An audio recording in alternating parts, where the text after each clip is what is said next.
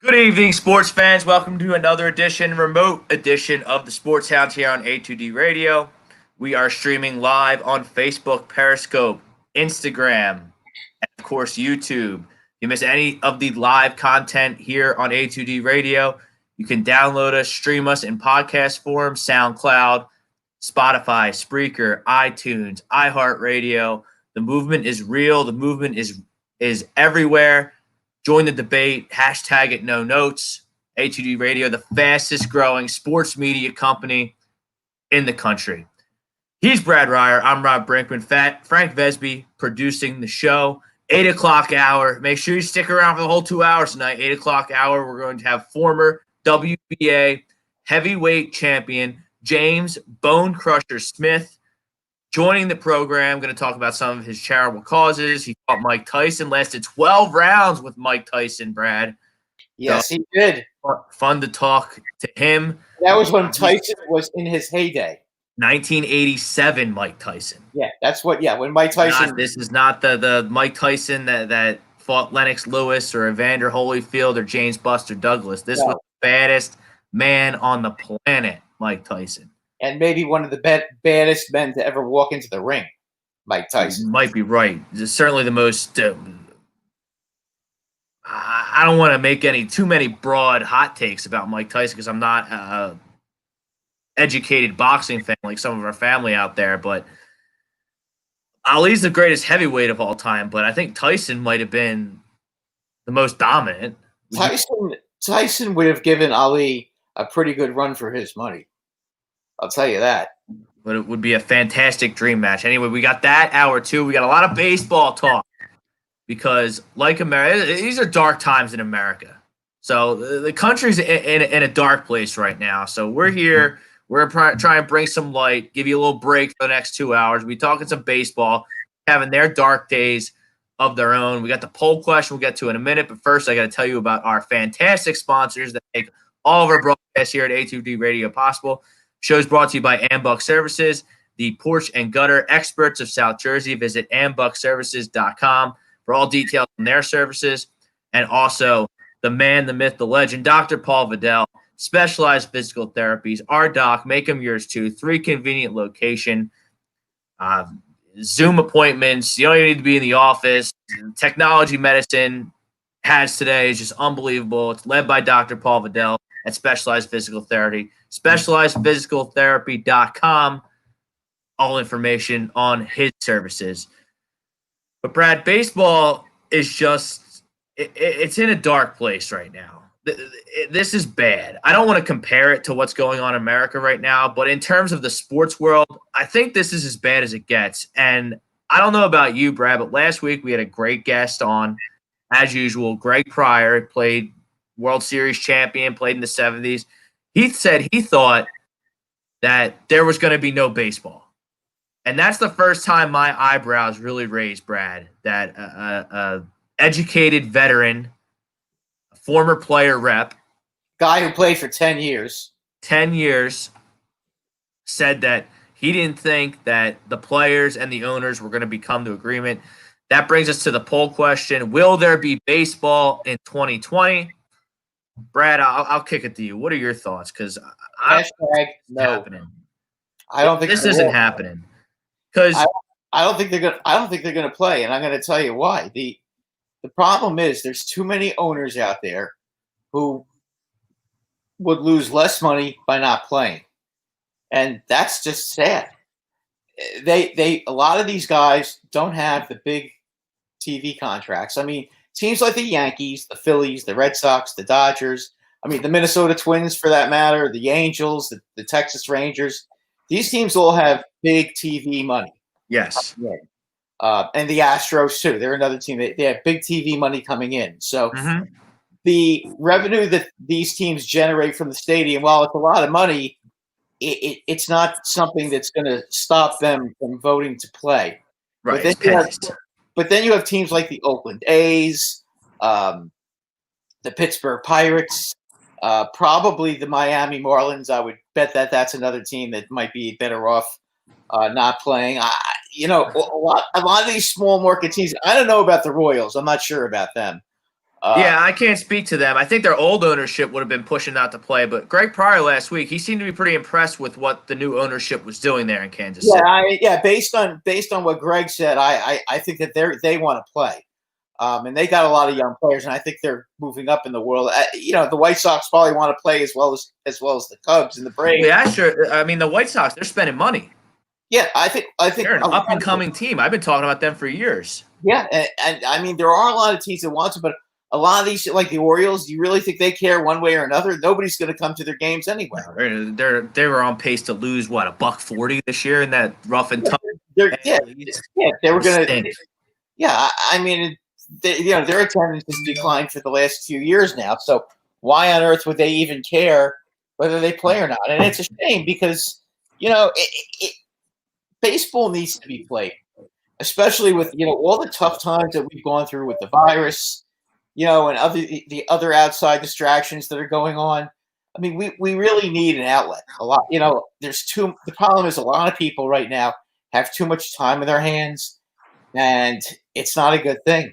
It just isn't. People like to talk sports. A lot of people get their aggressions out on talking sports. Yes, and trolling and and talking trash. It's fun. That's why we have our forum here. Exactly. Radio. Without it, people are gonna find people who like sports are probably pretty aggressive type of people, but they're gonna find other ways to fit their aggression. If they can't go to gyms, what are they gonna do? They're gonna look for something. They're gonna have too much time in their hands, and it's not gonna be pretty. They're gonna be bitching about politicians and everything else, and it's not good. It's not good for the country. It's not good for the world. And let's be honest. I think all of us miss it, and all of us are getting tired of watching games that were played 10, 20, 30 years ago. It's kind of getting a little. You can watch the races, Brad. You can watch NASCAR, baby. All the hate, classic yesterday in Bristol, baby. I like to see horse racing come back. That I don't understand why with off-track betting and being able to bet with bookies legally, why they can't have horse racing, because that would be great. At least you'd have something to. I mean, if you can have NASCAR, you can have horse racing. Isn't it kind of? I know it's not exactly the same, but it's the same type. It's the same idea. Yeah, it's the same idea, and you don't need, especially horse racing. You don't even need to have fans in the stands. There's also not 40 horses in the per horse race. Now there may be 40 horses racing throughout a card of the day, but I mean most horse races have 8 horses, as you know. Right. In harness racing they have 8. If it's a mile track, they could have as many as 10. Thoroughbred, usually you don't get more than between 8 and 10 horses a race. I mean, I don't really get it. It's not like, I mean, the jockeys are wearing and the drivers for harness racing, they're all wearing protective headgear and everything, and that's like a mask. I'm kind of not really sure why the tracks aren't running their races and giving and having people being able to bet and going online and that sort of thing. Don't understand why they can't do that. Yeah, I don't get it either. And you're 1,000% right. This nation needs sports. It's an economic boost. It's a community boost. It's something to do. It's a morale boost. It's a communal rallying point. Even if your team stinks, you can still have the passion of being exasperated about your team. Yeah. It's just it takes your mind off. It takes your mind off other things in life that really you shouldn't get yourself all wrapped up in. But because of all the other stuff that's going on, everybody now, because there's no sports, everybody is on edge about everything else. It's just an outlet, and a lot of which isn't helping what's going on in the news right now. Everyone being pumped out for the last 2 months. That's not helping what's going on in inner cities with these protests. It's not helping one damn bit. But not. I'm sick of hearing that sports aren't essential. I'm absolutely 100% sick of it, because I'm going to point back to the 2001 World Series. Because the 2001 World Series, Brad, healed the nation after the terrible tragedies of 9/11. The New York Yankees and the Arizona Diamondbacks played one of the greatest World Series ever. That was a classic. Even if you weren't a baseball fan, you were tuning in every night at 8 o'clock to watch the game because you didn't have to turn on CNN or Fox News and watch the towers falling down over and over and over again. We need something. We need variety in our lives right now. And like I said, sports being essential, it's nonsense, and I'm sick of hearing it. So, I mean, it's economic boost, communal rallying point. I mean, those two factors, I mean, even if you don't like sports, you can say, oh, I'm from Philadelphia, but the Phillies got a real good team this year. Even the casual person who doesn't even watch every game at 7:05, doesn't dissect the X's and O's like we do here at A2D Radio. Right. Exactly. I mean, those people too. I mean, and it doesn't matter if your team's a winning team or a losing team.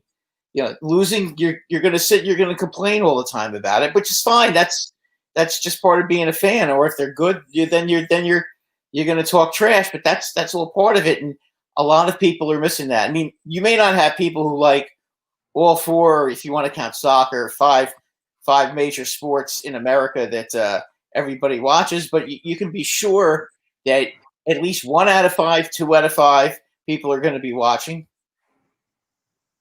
Absolutely. And they're going to be watching with a passion. I mean, not everybody likes all 5 sports, but you can be sure everybody likes at least one. Yeah, this guy. I like them all. I love everything. I love NASCAR. I love golf. I love horse racing. I love anything you can bet on. You know what? If baseball doesn't figure this out, I don't think baseball is going to it's going to fall by the wayside because I think the UFC is coming hard to be one of these 4 major sports. These fight nights that they're putting on and the way they're promoting them and the way that they're handling their business with Dana White, it's very fan-friendly. Everyone's getting to know all the different guys because they're doing it so much and they're showcasing their. They're not doing it once a year, once every 2 years, which is what I want to talk to James about. I mean, boxing. There's the frequency of boxing. It's just not great. They don't fight it. Great, you have this great fight. Now you got to wait 2 years for the next one. Like, look at the fight. Look at the Wilder Fury fight. How long do we have to wait for that rematch? I mean, I get you need to recover, and it's fighting, and these guys. A year and a half. Pounds. Yeah, but a year and a half. I've never boxed in my life, so I didn't either. Much for their recovery time, but like, why can't you follow up a Wilder Fury weekend with a card of up and comers the next weekend? Exactly. I mean, that's what they used to do. I mean, Wild World of Sports back in the day, you'd have they'd have all the fighters, and I get it. You want to put the top fights on pay-per-view to make money. I get all that. But you know what? You don't have to put every single one on. Right. Well, the UFC is they're breaking ground on every level during this pandemic. They're capitalizing big time because you have to have the app, number one. So you got to stream it. So they're already ahead of the curve on that because cable sooner or later is going to be obsolete. Everyone's going to have all these streaming services. In my opinion. No, you're right about that. So you have two different types of fights. You have the fight nights, which are the up and coming guys that was on Saturday, which I watched. They're free. All you have to do is have the app and you can click on it and you stream it right to your TV. Then the ones that are, for the heavyweight championship, the light heavyweight championship, they don't come around as often, but you got to pay for them. But that's okay. You don't mind doing that because you give the people a taste with the free shit, and then you reel them in with the pay fights. Right, but also if guys are tuning up, they're fighting stepping stone type of guys before they get the championship fight. Those are the kind of fights you can watch, and each fighter, the way they're doing it, builds their own individual fan base because they're on TV all the time. And I'm a bigger fan of UFC now that I feel more educated on the roster of fighters that they have because it's really a shame because they are on the ball. They know what they're. The boxing right now. It's just like these guys never fight. They fight. I wonder. I mean, when Bone Crusher used to fight, he fought three fights a year. Like every 3 or 4 months, he was fighting. I wonder if these old time boxing guys are into the UFC or they think that. Don't know. I mean, we'll find out. Yeah, James. We'll find. We'll definitely find out. Yeah, James, Bone Crusher Smith. He's going to join us around 8:00. He lasted 12 rounds with Tyson. He's a WBA, former WBA World Heavyweight Champion. Worked closely with Don Kane, one of the best promoters in boxing history. A lot to talk. He's got some charities he wants to plug too. So a lot to talk about in the 8:00. By the way, he fought everybody. If you take a look at his, it's an instant bout. His docket. I mean, he fought Larry Holmes twice. Yeah. He fought Tyson. He fought Weaver. He fought who else did he fight? Greg Page, Razor Reddick. I mean, all those top fighters. He fought all the guys in the 80s that were big. This guy fought them.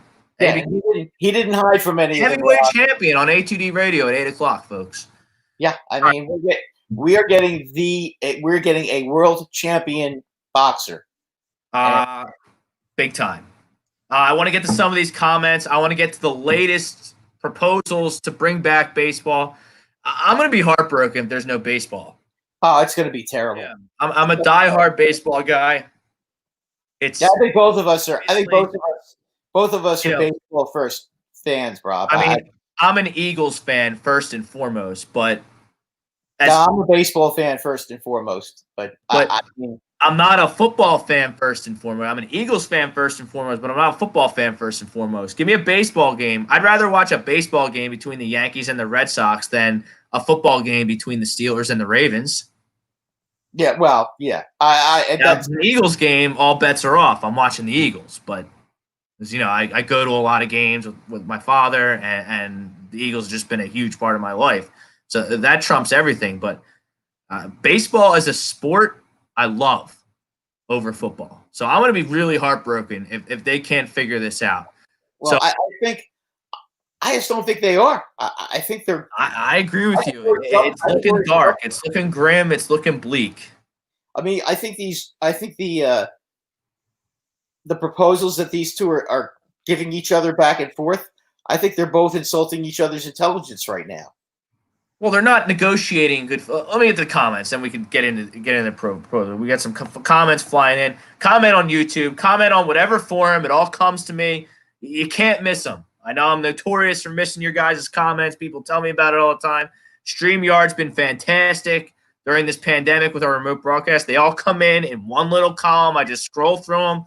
I'm going to toggle back between platforms. So you comment, we're going to read it. We promise. So Tommy Arnone, he's in the chat. He disagrees to the poll, so he doesn't think that there's going to be baseball. And I agree with him.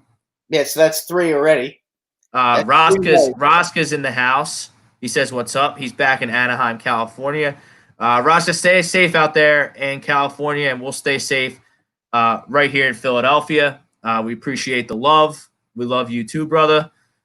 Jake Friel checks in. Check out Jake every Saturday on the Weekly Roundup. They've been hammering out guests too on the Weekly Roundup every Saturday at 2.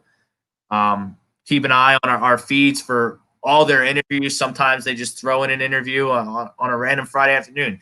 The content cannot be beat here at A2D Radio. You want to listen to tired hacks on the dial that are going to just throw their headsets across the studio when someone disagrees with them.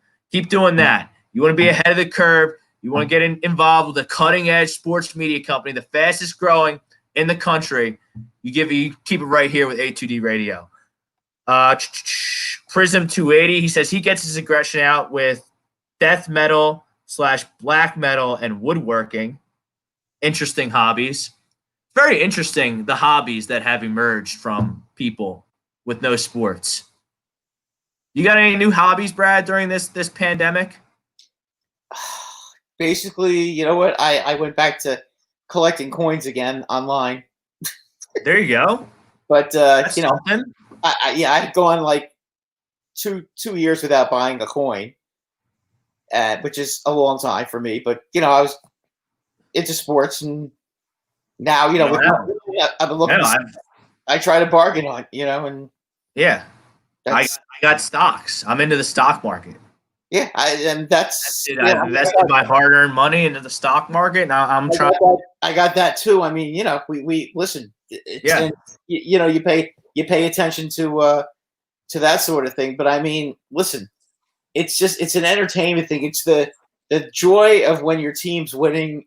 That afterglow that you have after your team wins, or the disappointment when they lose. But it kind of keeps you. It kind of keeps your mind,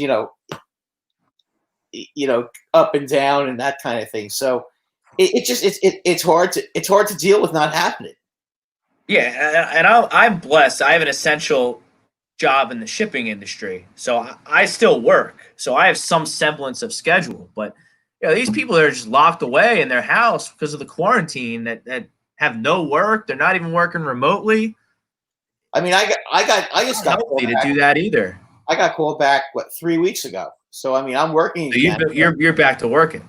Right? Yeah, I'm back. I've Good. been working for 3 weeks now. But I mean, it's when I was sitting around doing nothing. I mean, you're going out of my mind. No work, no sports. It's just like, Terrible. yeah. I mean, the beach is open now, so I mean, if I want to, I can go to the beach and hang out there. But I mean, the beach, I associate the beach with baseball. I associate turning on the radio and turning and listening to a ball game on the Right. beach.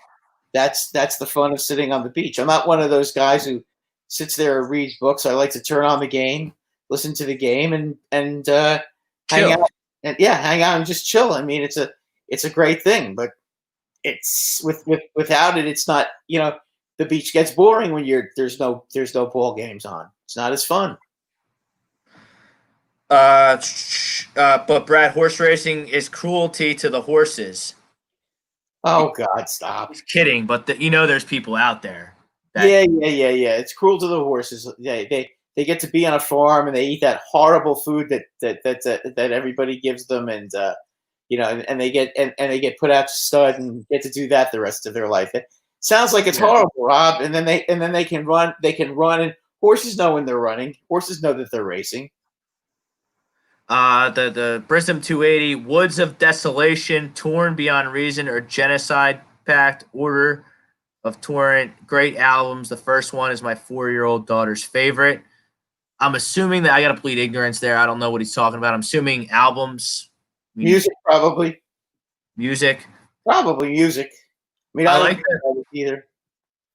Prism 280. I like all sports, but baseball is starting to lose me. 94 strike. Astros scandal mishandled. Now this. Last time I went to a game was the year the Royals won the World Series. So that was Hopefully that wasn't 2000, Hopefully 2010. hopefully that wasn't 85. Yeah, but I mean, a lot of black eyes on the sport of baseball. You got the Black Sox gambling scandal. Pete Rose is the hit king. He's not in the Hall of Fame. You have the 94 strike, canceled the World Series. You have the steroid era, which tainted the statistics. I don't give two shits. If a guy wants to roid up and hit a bunch of home runs so I have something to do all summer at 7:05 at night, God bless. You're risking your health. Steroids are dangerous, but that's what you want to do to get a $200 million contract. I say go for it. You do what you got to do. We got something from Ted FX. Does he think boxing comes back? I've heard boxing is going to be back in June, which it's now June 1st today. Hopefully we can turn the page with a new month and get 2020 cooking here, because 2020, Brad, it's kind of sucked thus far. Yeah, it has. I'm wondering if when he says comes back, I wonder if he means comes back as far as back into the well, they have fights like every Friday night on boxing, I don't know. That's interesting. Maybe You know what they need? They need some showmen, some real stars. right, You know, because now Money Mayweather's done. yeah, they need stars from this country, not Russians and not Right. Europeans. They need. I mean, all due respect to those guys, the Americans, they're going to identify better with another. Absolutely. It's. I mean, when boxing was in its heyday, your best fighters were all Americans. You know, I mean, it's that simple. Ali, Frazier, Tyson. Oh, you could go on and on and on. I mean, you know, our guy tonight, Bone Crusher, he's American. I mean, all these Ernie Shavers, Spinks, Weaver, Greg Page, all these guys. You know, I mean, it was until like about maybe 10 years ago when the Russians started taking over. Now nobody really cares, and they don't do a good job promoting. And every time there's even a remotely decent fight, it's on pay-per-view and they charge $1 zillion. Yeah, I mean that's just the nature of the beast these days. Yeah, but if everybody knew who was fighting, I mean, do you know who the heavyweight champion of the world is right now? I couldn't tell you. I should Me probably neither. Me neither. That was never the case with me. I used to know. My point. That just goes to my point, about UFC because I know most of their champions. I can name them. Greg Malakovic, UFC will have a fight every weekend in June, and boxing will be back next week, and we'll go 2 times a week. They say, obviously not huge fights that often. Greg, that's okay. I'm in. Again, I'm in. I'll watch a boxing match on a weeknight. I don't care who it is. Absolutely. You know what? It's fun to watch those kind of matches because you get to see the guys who, there's nothing more fun than watching a guy come up through the ranks. A highly touted guy that comes up through the ranks and moves up the chain. I mean, that's the fun of watching it. That was always the fun of it. And Ted FX, Tyson Fury is the heavyweight champion. There you go. Okay. Yeah. We should have known that. I should have known that. They just fought. That's bad work on me. Yeah, that's bad on me too. But I mean, Greg's also collecting sports cards again. Yeah, I haven't done that in a while. I used to when I was a kid. Yeah, I used to do that for a long time. Now, here's an interesting comment, also from Ted FX. I don't think any sports are happening until the insanity ends. Now, I'm assuming he's talking about these riots that are just splitting our country down the middle, as opposed to the coronavirus. Now, he might have something there. Do you think that it's possible, Brad, that these riots, that this racial tension in America right now could further delay the return of sports? No, I don't think that's going to happen. You don't think so? No. I tend to agree with you, but I thought these protests were just going to be they were going to let off some steam and it was going to filter out. But we're on day 3 here of it in Philly, and there's really no end in sight. And I got to tell you something. All respect to anyone who had the coronavirus, had someone affected by the coronavirus. These riots and this violence is much more scary to me, in my opinion, than the coronavirus. Yeah, well, it depends where you live. I mean, listen, Rob, I live 10 blocks from Atlantic City. Yeah, I live in the suburbs, and the cops down here in Ventnor, they basically had a wall of cops from I think I can't remember which street it was. I think it was 2 streets into Ventnor. They had like a wall of cops to make sure that none of the looters got past them and into Ventnor. I mean, it's crazy. Try to be proactive.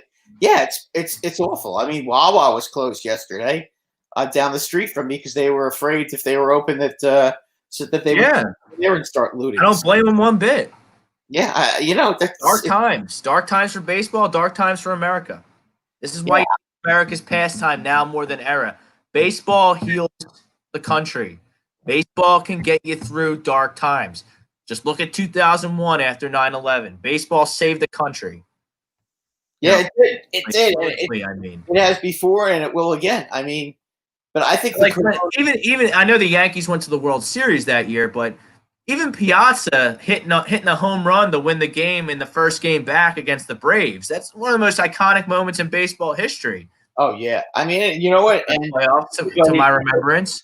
well, believe it or not, everybody, even us Yankee fans, we were pulling for the Mets to win that year because New York That I recall, they didn't have that good of a team, but they weren't bad that year.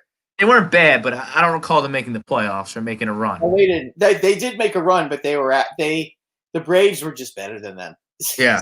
I mean, that was more than anything else. I mean, you back then I think you had Arizona, the Braves, the Cardinals, and I can't remember who else was it. The Astros may have been in there. No, the Astros were the year before, but the Braves, the Cardinals, and the Braves, the Cardinals, and the Diamondbacks. The Diamondbacks won the NL that year. Yeah, in the other division, fun team, baby. Remember Tony Womack at the top? I loved Tony Womack. Yep. What a player. Yeah, and then Tony Womack. Then you had Luis Gonzalez hitting 60 home runs or whatever he hit that year. Yeah, he hit 350 that year. What's that? He hit 60 home runs. No, yeah, he hit a lot. I think he was just shy of 60, if I remember correctly. He hit like 57 home runs. And it's crazy. He hit through Womack at the top, Matty Williams in the mix. Then you had the big unit and Schilling just shutting it down. Well, they in the World Series they pitched I think 6 of the 7 games. Yeah, because remember Randy Johnson actually got Schilling started Game 7, but Johnson got the win because of the rally in the 9th off Rivera. Right. Schilling started and Johnson came into the bullpen because every time Arizona went to the bullpen, the Yankees bats came alive. Yeah, young Kim. Yeah, he had a rough go. Even the guys weren't good. I mean, it wasn't just him. And then let's do some dabs. Nice marijuana reference there. Baseball 2020, yes or no? I'm saying no. I'm hoping for a yes, but I just don't see it happening.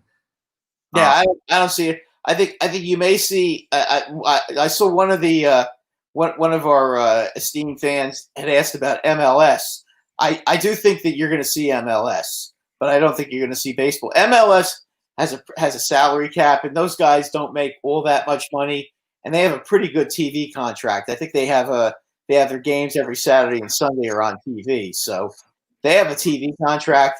I think you'll see MLS. I don't think those guys are going to be as unreasonable as MLB is. I mean, hockey is just around the corner. I think you pretty much know that they're going to be starting either in July or August, and they're going to finish the season. That's looking pretty good. They're at this point. They're just how long do you think this tournament's going to take for hockey? Like a month and a half? I would say a month and a half.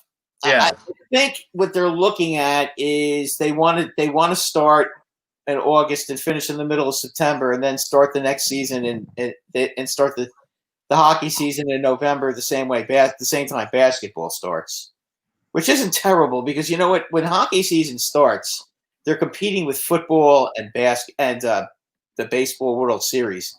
I think they're better off starting in November when baseball. Yeah, I think the NBA should start on Christmas. Yeah, I think it would be marquee games on Christmas. I mean, Thanksgiving. I think Thanksgiving weekend would be a good time for the NBA. That's because everybody's home. We both agree that it should be later. Yeah. Anyway, we got the poll question going. I want to dive into some of these proposals because these proposals that the union and the Players Association are throwing back and forth to each other, they're complete jokes. They're not negotiating good faith. They're negotiating not to play, which makes me sick to my stomach. You get the proposal from the union to the players where you have the top tier players taking 80% pay cuts to, like, you have a $35 million Mike Trout making $7 million in a shortened season. They already agreed to pay cut because of the prorated season. Why should Mike Trout take an 80% pay cut when he's taking 100% of the risk just to line his owner's pockets with money? I have a huge problem with that. And the point isn't that $7.5 million is enough to feed your family and support yourself and support whatever lifestyle you choose to live. That's not the point, because $7.5 million clearly is enough to support your family, support your living habits, cost of living, all that stuff.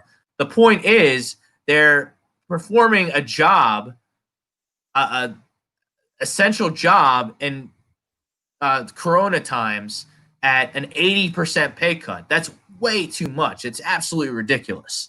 Yeah, that's not negotiating in good faith at all.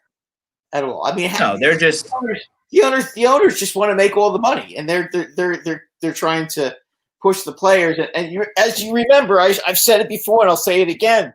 The players always end up winning these things. But if the owners don't negotiate, if the owners don't want to play, they're not going to play. That's the bottom line. If the owner, like that proposal, the 80% pay cut, nearly 80% pay cut for the Bryce Harpers and Mike Trouts of the world, that's why would they play? That's the owners not negotiating. Well, See, they're hoping the players just throw their hands up and say, "All right, fine, we're not playing." So the players look like the bad guys when the owners are the bad guys. You think about if there's not a season. You think about Mike Trout. Okay, he lives in a state where the taxes are very, very high. He's making $7.5 million. He's going to end up making maybe $3 million this year if he plays. You're 1,000% right. Yeah, why? With taxes and everything, why would he do that? I mean, what incentive is there for him to do something like that? I wouldn't. And also, I think the owners are missing the point. You're telling Mike Trout and Bryce Harper to take 80% pay cuts, but they're the reason the people at home are turning on their TV. Right. All due respect to the Andrew McCutcheons and the Brett Gardners and the Didi Gregoriuses of the world, I'm not taking time out of my day to turn on the TV to watch Didi Gregorius play shortstop, to watch Andrew McCutchen play left field. I want to see Bryce Harper play right field. I want to see Aaron Judge play right field. I want to see Mike Trout play center field. Yeah, and I want to see lack of marketability and the lack of 500 feet home runs. I mean, that's what we want to see right now. Yeah. And hard. I want to see lasers thrown from right field to home plate.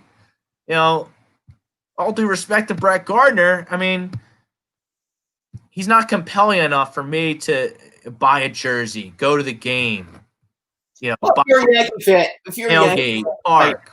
You might buy his jersey, but I mean, you're right. I get it. I'm more talking about the casual fan. Like if you're an fan and you turn on the Angels and Mike Trout's not playing for whatever reason, you're probably going to find something else to watch. Yeah, I would agree with you 100% about that. So then after that, I'm just going to kind of go through the little timeline I have written out here next to me. Then Max Scherzer comes out, big time player, outspoken player, doesn't take any nonsense on or off the field. He says the players are done negotiating salary reductions. They already agreed to take I think it was a 20% cut because of the prorated season. Right. And to me, that's plenty. And the owners already agreed to it. The owners already agreed to it. And then they went back on their word. But I mean, not to piggyback, I know I mentioned Aaron Judge before, but guys like Aaron Judge and Gleyber Torres, the up-and-coming stars of the game, to give your Yankees some love here, they haven't been paid yet. No, they haven't. So they're basically working for next to nothing. So you're taking 20%. I mean, what's Aaron Judge going to? Do you know off the top of your head what Aaron Judge is making this year, Brad? I think $12 million. Oh, that's much more than I thought. What about Gleyber Torres? If Gleyber's making, I think maybe $7 million, if he's lucky. But I mean, these guys, they're playing contracts. They're playing to get the Mike Trout, Bryce Harper, exactly, Giancarlo Stanton contracts. I mean, Gary Sanchez is still 1 year away from arbitration. He's not making the big money either. And don't even get me started on the arbitration. I mean that's the thing. I mean, a lot of these guys that aren't making the big money, and a lot of and unless you're talking pitchers with the Yankees, their position players for the most part aren't They're making the big young. bucks. Yeah, they're not making the big bucks. It's I the mean, you have Stanton. paying the You have pitchers. Stanton. That's probably the highest paid player on the whole team. Man, I guess Cole is now. Cole is now, but I mean, other than Stanton, and if you want to count DJ LeMahieu, I mean, wait, 12.5 million. You know, I think that's No, that's not. That's good. That's That's $12.5 million to play baseball is good money, but that's not 40 million. not big money. No, I mean, the Yankees pay their pitchers. That's what they basically their farm system grows. It is a is a factory for putting out great position players, but they haven't. They're not real good at pitchers, but they buy the pitchers. That's just what they do. Some teams like Tampa Bay can always find good pitchers, but they have to. Then they scrap to score runs. Right. They're pretty good at. Yeah, they find a way. Yeah. They find a way. And now you have these owners that are released. Now minor leaguers are getting flat released, which is disgusting. I don't like that at all. John Heyman tweeted today that the Yankees are releasing minor leaguers. That really surprised me because, look, the Oakland A's and Seattle Mariners, I mean, honestly, I don't have time for them. I really don't. The Oakland A's have an owner that's worth $1.2 billion, and he wants to pull the plug on paying his minor leaguers through August, which would cost him about $1.2 million. Paying him $400 a week. $400 a week ain't enough to live anywhere in this country, let alone California. I'm assuming most of their minor league affiliates are in California. I think they're frozen. $400 a week. I mean, I think they play. I think their minor league team. I think Oakland's minor leagues are in Fresno, if I'm not mistaken. Okay, so that's still California.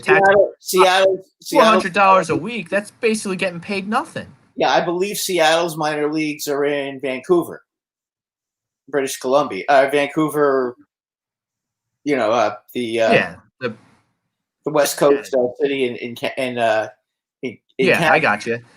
But I mean, for them to not shell out the money, like especially with the A's are notorious for being cheapskates. They don't pay anybody. They develop their talent, they become superstars, and they go out the door. Giambi, Isringhausen, Tim Hudson, Reggie Jackson. I mean, that's before. Yeah, but that's in Catfish Hunter. I mean, you can go all the way back to the 70s with Oakland letting guys. But, if you're a team like the A's and you're refusing to pay minor leaguers through this pandemic, which is the right thing to do, by the way, forget dollars and cents. Like, it's the right thing to do. How do you expect prospects to sign with you? Well, that's the How whole. you develop your talent. That's it. I mean, it's disgusting that they do that. It really. I mean, I'm all right now. Right now, I got to tell you, usually I side with the owners with these type of things, but right now I'm siding with the players because the owners are basically insulting the players' intelligence. Players are taking all the risk, so the owners can make their nut, so to speak. First of all, the coronavirus is not over. Okay, no, it's still out kind of on the back burner right now with all the racial tensions in this country right now. But that'll blow. But that'll blow over. Coronavirus is not going to blow over as fast. The players are the ones taking all the risks. You're right. And not to mention, they have to live in a separate hotel away from their families, totally isolated with their fellow teammates, their opponents, and I guess whatever stadium crew they need to make the game happen. Think about it. I mean, if you think about it, like some of your younger players, your guy like Kingery, okay? Yes. Or the Yankees with Gleyber Torres, or some of these guys that aren't really making that much money now. Well, Kingery, to be fair, Kingery did sign. He signed one of those long-term deals already. Okay, all right. Let's say Dylan Cousins, right? Cool. Okay, we'll put him in that category. Okay, these guys haven't gotten the money yet at all, really. If they get hurt or sick, and it ruins their career. They're the ones that are taking the risk. These other guys, they have long guaranteed contracts. Yeah, they're taking a pay cut, but no matter what happens, they're still going to get their money. They got guaranteed contracts. These other guys that haven't even gone through the arbitration process yet, years 5, 6, and Right. 7, when they're still going 1, 2, 3, 4. I mean, what happens to them if they get sick or if they get hurt? Their career, and they're taking less money. Their career could be over because they don't have guaranteed contracts. Not yet. No. They're all year to year, and they can get released at any time. And we got Roadrunner. Racial tensions won't just go away, idiot. I mean, that's not what we said, Roadrunner. So why don't you clean out your fucking ears, Roadrunner, and listen to what we have to say. They're going to. Coronavirus isn't just going to go away. We said the coronavirus is on the back burner right now because of the racial tension right now in this country. So Roadrunner, you need to clean out your ears and listen to what's going on, because no one is taking the racial tensions in this country right now lightly. It's disgusting what's going on. So you're the idiot. We're not. You think we're a piece of shit channel? Take your ball and go home. Go listen to Mike Missinelli on the dial curse out his African-American producer and throw his headset across the wall. You don't like our channel. Jeez. God, people just don't listen. They live in their fantasy worlds, and they just don't listen, and it irritates the hell out of me. The racial tension. No one on this show, neither you or I or anyone at this station, is taking these racial tensions in this country right now lightly. What we said was, to clarify, the coronavirus right now is on a back burner in terms of headline news because of what's happening with these protests. Exactly. However, as I said, the racial, what I said was the racial, the looting and all that stuff, that's going to eventually stop. That's not going to continue. I mean, I don't even know anymore. No, come on. They're not going to continue. It's not. I don't know. It's not going to continue, because if they keep doing it, then they're going to end up sending the National Guards and the SWAT teams, and they're going to start firing. I mean, you can't, and that nobody wants that. So I mean, it's going to end up cooling off. People get angry, and then people calm down a little bit. What happened was terrible, but it is what it is, and they do what everybody does what they do, and you know what? Hopefully it'll be solved, but that'll be solved way before the coronavirus will. I hope you're right. I don't know. I have no. I can't imagine. I don't know what's. I don't even know anymore. Rob, they're not going to close. They're off not going the wall. Yeah, but just when I think I have 2020 figured out, something else happens, and it just throws us for another loop. I don't know anymore. I don't even know anymore. Hopefully that's not going to be. But let's get it back. Let's get it back to these negotiations. Then the plan I saw today was for a 50 to 60 game season. Yeah, there's prorated salaries. That was the owner's plan, right? What's that? That was the owner's plan, right? Correct. Okay, yeah. That was just as ridiculous as the players' plan. That was 114 games. But that's not negotiating good faith. Obviously, the players aren't going to do that. And I'd rather have no baseball than have a 50-game season. Because if you have a 50-game regular season, Brad, you're going to have these teams that stink but start hot, which we see every season, and the good teams that rise to the top over 162 games. Like the Dodgers last year, they were in last place until May. And the Dodgers were 10 games under 500. Yeah. The Nationals won the World Series. They were terrible. They were one of the biggest disappointments in the whole league. The Nationals were 16. If you remember, the Nationals were 16 games under 500. It was crazy what they did last year. Yeah. And then they got red. Stories like that will never happen in a 50-game season. No, and baseball is not a sprint. It's a marathon. You can't determine who the best, 8 teams, 10 teams are going to be with a 50 to 60 game season. 50-game season, even the Orioles have a chance. You're correct, and that's wrong. I'm not trying to watch the Orioles, who are just so depleted of talent. in the playoffs because they had some unbelievable stretch where they happened to go 15-5. Yeah, exactly. And Also, what are you going to play? What are you going to play? Every team in your division twice, and then the season's over? Like, what is like that's stupid. I'd rather have no baseball than a 50-game season. yeah, I would agree. I like the 110, but then the players want to be free agent or want to have opt Well, out. that's ridiculous. But that's just the players. It's like when someone offers you a bad trade in fantasy. That's just not negotiating good faith. And you like if someone offers you Saquon Barkley for a kicker in fantasy, and you obviously decline and you counter with a even more ridiculous proposal. That's what's going on right now. Just childish BS nonsense. Yeah, exactly. Yeah, In terms of this negotiation. Now I don't see any reason that if you're going to play, like you can adopt the hub city idea that Gary Bettman in the NHL have adopted. Like maybe you have a hub in Arizona, you have a hub Arizona and Florida are the two best places. Florida, Because you have like you have all the spring training sites. You understand? I'm just saying you can play through October in Florida outside. Yeah, and Arizona. And Vegas. How are you going to play? California. You're going to play in Colorado at the end of November? At the end of October? Or Minnesota? I mean, be serious. Yeah, I mean, 100 points. Mike Parker's in the house. They're all going to get hurt. Mike Parker agrees 50 to 60 games is moronic. There needs to be at least 50%, at least 81 games. I think there needs to be more than that, Mike, but I like where your head's at. 81 games is barely acceptable. I like the yes. I'd like to see a 110 game regular season. Yeah, that works for me because at least the top teams that get off to slow starts, they can come back and it makes the season more compelling. Baseball is meant to be a 50-game season. It's just not. Prism 280 brings up a very good point about possibly the Arlington, Dallas-Fort Worth area being a sub. Texas Rangers have 2 full MLB stadiums right next to each other. So obviously they have the new one they just built, and then they haven't demolished the old one yet.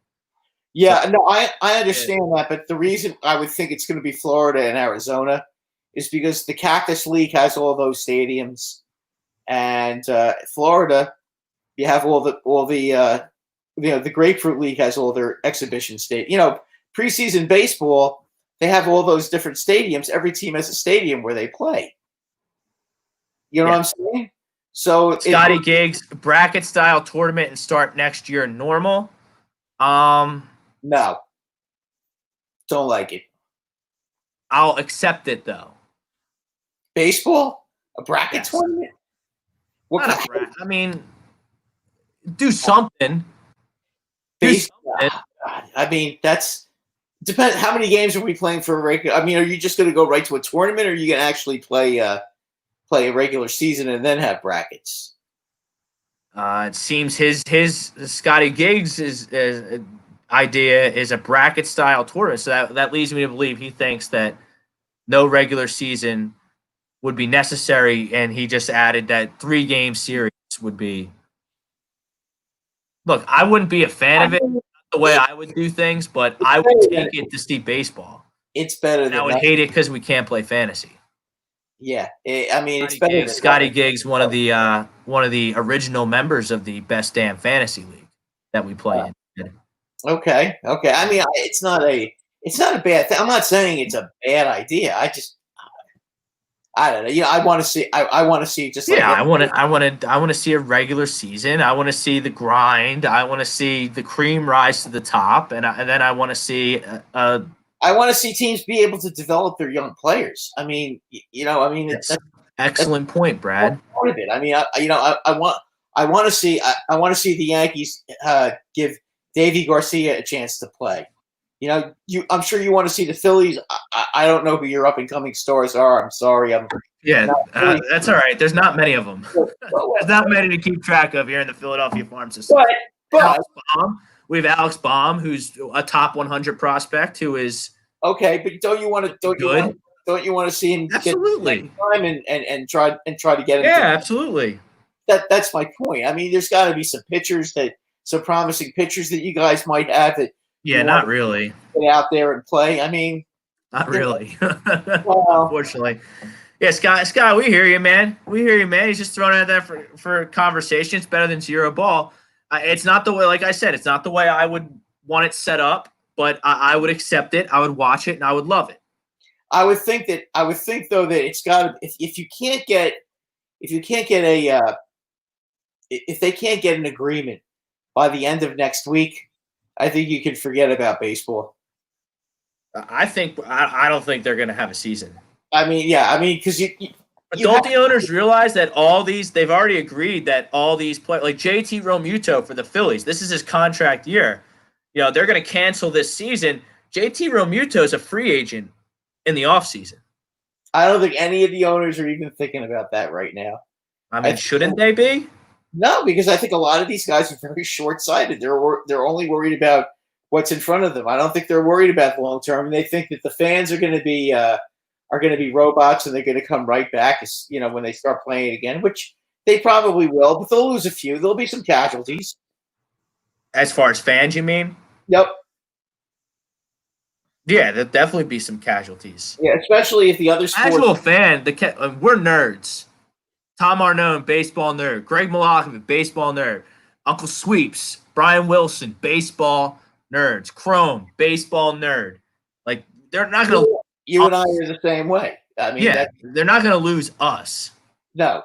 They're going to lose the fan that's not going to bother going to drink 4 beers and drink a case of beer and then tailgate and go to a game every once in a while. Those people are going to find better time and money. The guys that go to 3 to 4 games a year, those are the they'll go to 0 games. Right. You and I mean, obviously I go to, you get a season ticket plan, yeah. Right. I mean, you go to a good number of games whenever you can. Yeah. Yeah. So I mean, they're not going to lose us, but I mean, tell you what was interesting. I was watching the Derek Jeter special this weekend.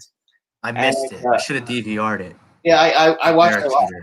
I was at a lot of those. I'm watching the games, but I'm like, isn't it cool? And that because I'm spoiled rotten. I've been to every big Eagles game in the Andy Reid era. You name a big game in the Andy Reid era, I was there. So it's fun to watch those replays and be like, oh man, I remember how cold I was at that game. Or man, I remember the Yankee game when Jeter broke Lou Gehrig's record. Okay, and the Yankees were ahead 4-1. And I'm like, wait a minute, I remember that game. That was the game that was rain. It started right.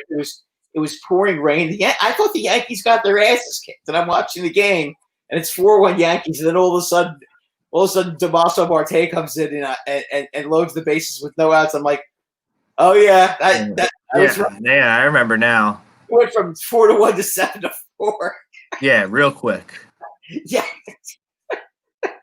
but you sit there, you watch, and you start remembering. I was at that game. I mean, they showed the Yankees in Oakland Game 5.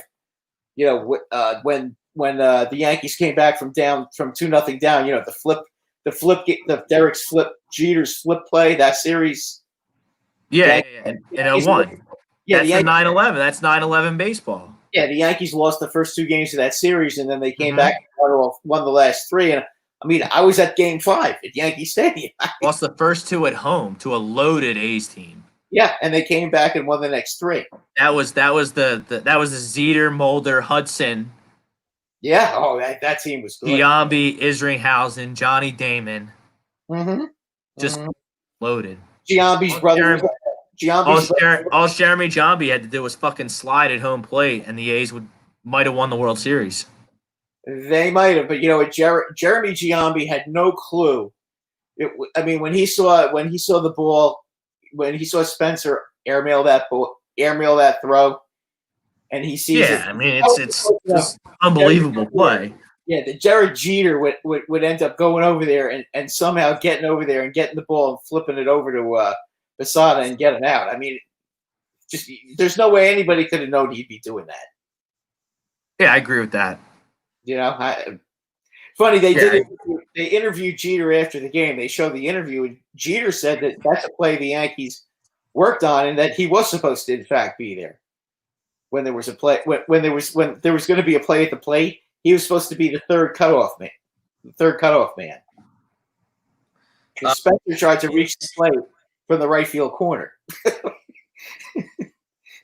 And we should be getting James Bone Crusher Smith, former WBA heavyweight champion, on in just a few minutes. Expected at 8 o'clock. We are entering the second hour of the Sports Hounds right now.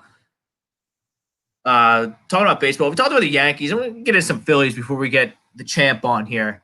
I was excited for this Phillies team. I was excited for Girardi. I loved the Gregorius signing. I thought that the Wheeler signing was just what the doctor ordered. I thought the Phillies were really going to surprise me. McCutchen being healthy enough to play this year. McCutchen coming back. Kingery developing, hopefully, but mainly Girardi. Real Muto, maybe the best all-around catcher in baseball. But Joe Girardi he was really going to be something. He's a make things happen kind of manager. He really is. I mean, the last regime was just so bad. Gabe Kapler just had zero clue about anything. And one thing about Girardi, you'll get double steals, you'll get you'll get hit and runs, you'll get all kinds of things. You have to manage when you're managing against Joe Girardi, because he has his little binder and he knows all the matchups, so he'll do the analytics, but he'll also make some crazy moves to keep the other team off balance. As I said, he's not above doing a double steal. Runners on first and second, no outs. If the pitcher and catcher aren't paying any attention. Oh my God! 08. Yeah. I don't think I've seen a Philly steal a base since 08. Well, you'll see it when Joe Girardi's out there. If you guys have guys that can run, they'll run. We don't have Billy. I mean, we don't have Ricky Henderson on our team or Jimmy Rollins or anything like that. But Didi can run a little bit. Harper can run a little bit. McCutchen can run a little bit.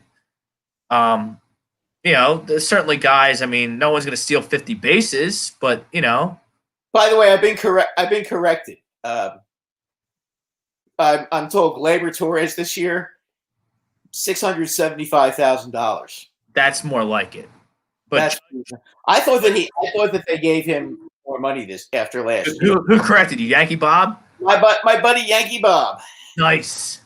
Yeah, he didn't have the computer. He didn't comment on our show. He used to call us all the time on WNJC. Yeah, I know. Well, I don't know. I don't know. Computer guy. Yeah, no, he is a computer guy. Oh, what's his excuse? Come on, we just talked about the Yankees. Like, he's not me, Rob. He's not me. He actually does know how to use a computer. Well, Brad, I have to commend you because you have come a long way in your technological development. Still have a ways to go here. I'm not completely off.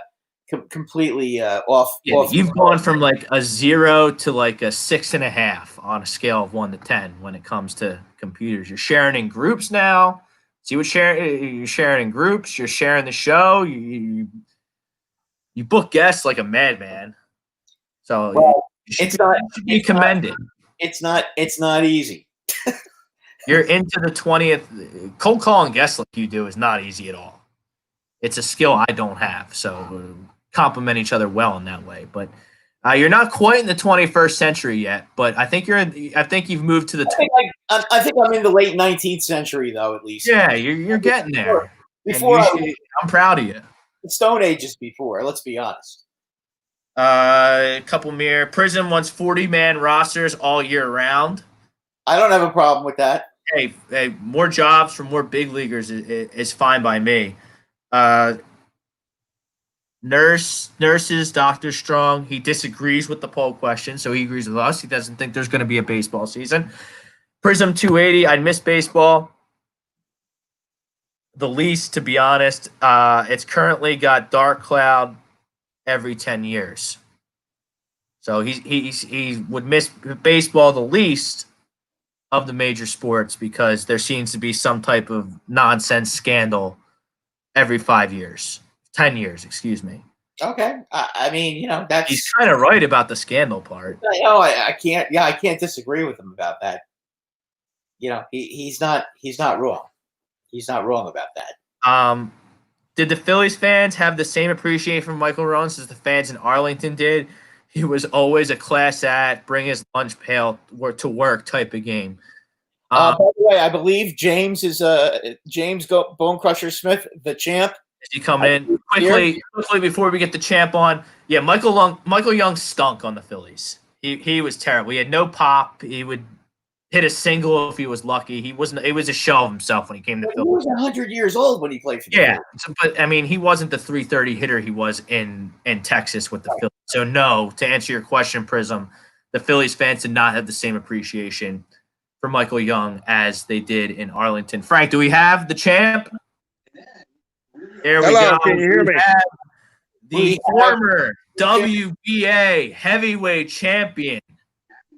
Lasted 12 rounds with Mike Tyson, did work with Don King. James Bone Crusher Smith joins us now. Champ, how you doing tonight? Thanks for coming on. Thank you very much. Okay, now how you doing? Oh, we're doing fantastic here. We're just trying to bring positivity here at A2D Radio to the year 2020 because 2020 it's kind of downer so far. So we're working through it and we're bringing a positive outlet for our fans to view, discuss sports, and you're a big part of that. We appreciate you coming on.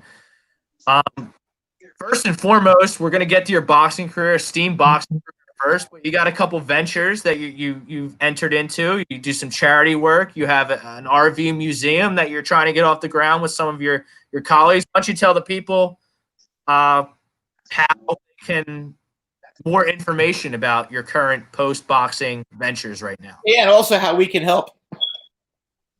Well, thank you for the opportunity to have me on today. And I retired in 1999, and I've done some few things, network marketing. I've done a lot of that. But right now, I started in 2004. I started the Champion for Kids. It's a national mentoring program. And in 2016, I started the Boxing Legends Hall of Fame project. And I'm in the process of raising money to get an RV. I want to wrap the RV and make that a mobile museum. And so I can travel to different cities and states and offer an opportunity for fans can get involved with me. Michael Spinks, Ernie Shavers is my business partners, and they probably be coming to a city near you guys. We look forward to it. We'd love to have you here in the Philadelphia, South Jersey region. I think that would be really cool. So count us as interested in that. Now, when we get to your boxing career, well, first off, to answer Brad's question, how can the people help? How can the people contribute to your charity or contribute to getting this RV museum off the ground? Well, they can make a donation.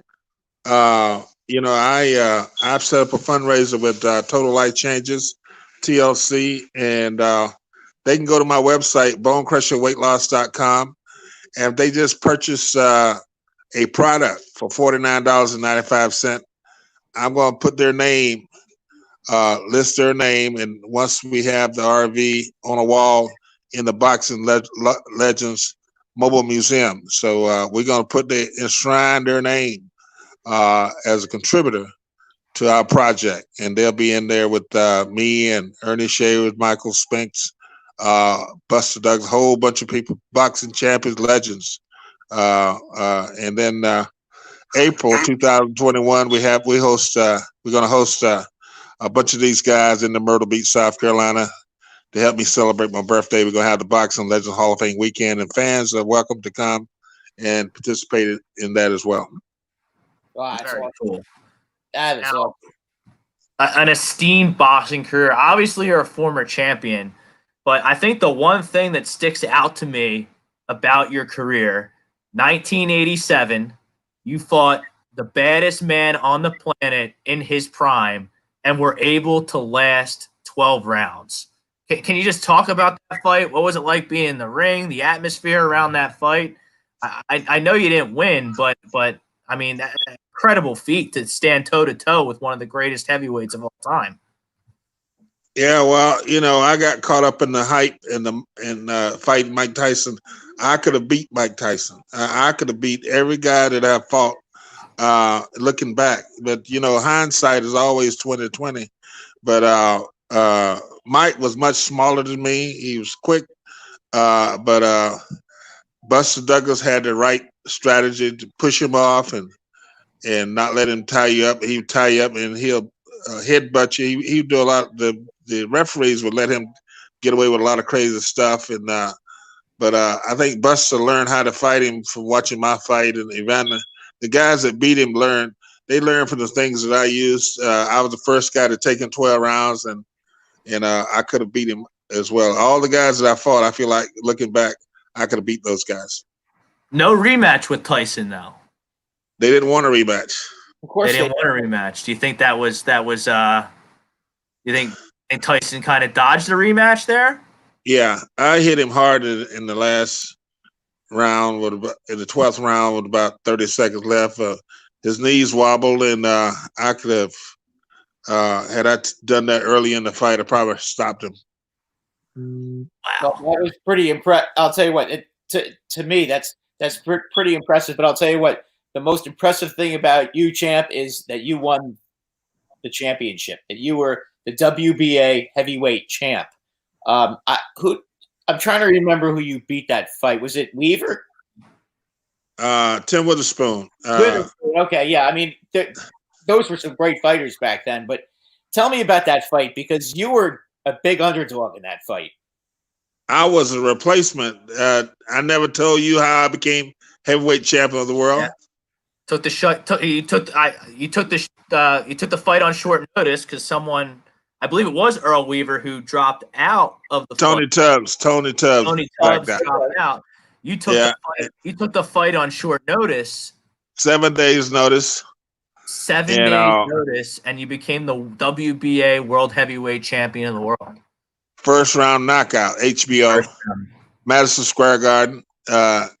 Never before had the heavyweight championship belt changed hands at Madison Square Garden. All the fights that's taking place at Madison Square Garden, never before has the heavyweight championship belt changed hands at Madison Square Garden.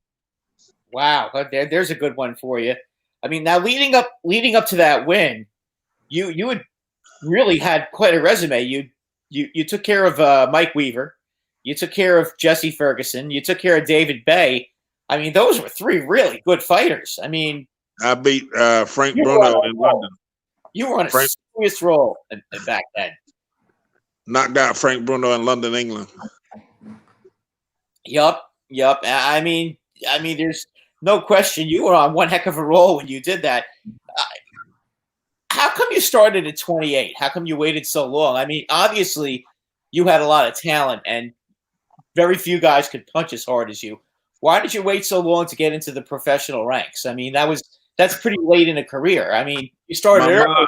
My mother and father didn't want me to box. They didn't want me to play football either. They said I might get hurt. More like you would have hurt somebody.